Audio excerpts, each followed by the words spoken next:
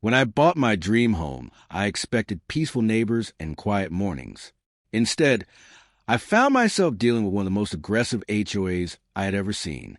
And they wanted one thing from me: complete control. Only 3 days after moving in, I received a mandatory HOA membership packet. According to them, joining wasn't optional. They expected me to sign immediately. I politely declined. The HOA president wasn't happy with my answer. She claimed that everyone living in the neighborhood must become a member. When I asked her to show me the legal documents, she became visibly frustrated. Something felt off. Before purchasing my home, I had carefully reviewed every legal document. There was absolutely no mandatory HOA membership requirement attached to my deed. The property records were crystal clear, and I knew exactly what I had purchased. The fines started arriving almost immediately. $100, $500, then thousands in so-called membership violations. My attorney couldn't stop laughing when he reviewed the HOA's claims. Their legal position was weaker than they realized. They had no authority over my property. But I hadn't told them everything yet. Months before moving into the neighborhood, I had purchased another property nearby, a property that most people overlooked, one that would eventually change everything. That property happened to be the neighborhood's community center building.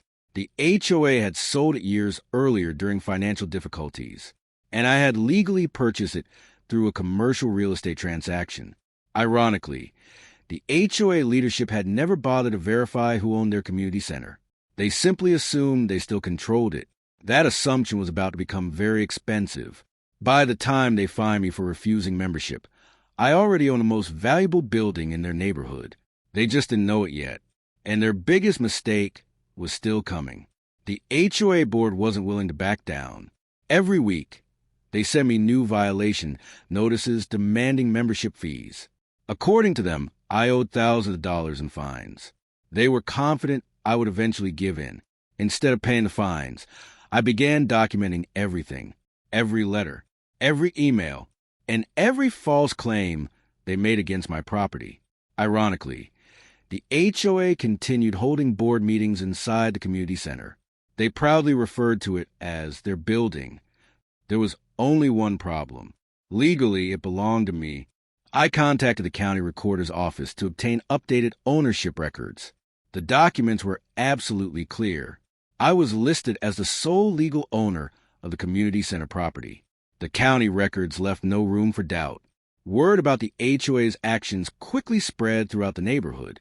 Several residents began questioning the board's authority. Others wanted to know where their HOA dues were being spent. People were finally asking the right questions. My attorney advised me to remain patient. He explained that property ownership is determined by legal documents, not by HOA opinions. The facts were entirely on our side. We simply needed to let the truth reveal itself. The HOA leadership decided to increase the penalties against me. They claimed my refusal to join threatened community standards. Their demands became increasingly unreasonable, and residents were beginning to notice. Eventually, I was invited to appear before the HOA board. They planned to publicly demand that I join the association. What they didn't realize was that I had my own surprise waiting for them, and it came with certified county documents. The day of the hearing finally arrived. I walked into the community center carrying a folder filled with legal documents. Some residents smiled politely. Others had no idea what was about to happen. The HOA president confidently informed everyone that I would either pay the fines or face additional legal action. She believed she had complete authority over me. Then she asked if I had anything to say. I smiled and stood up. I politely asked everyone in the room to examine the county-certified ownership documents. The room immediately fell silent. The building we were sitting in legally belonged to me. No one expected that answer.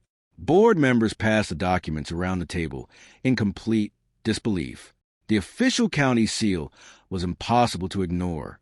Every page confirmed the same thing. I owned the community center. Residents began asking questions immediately.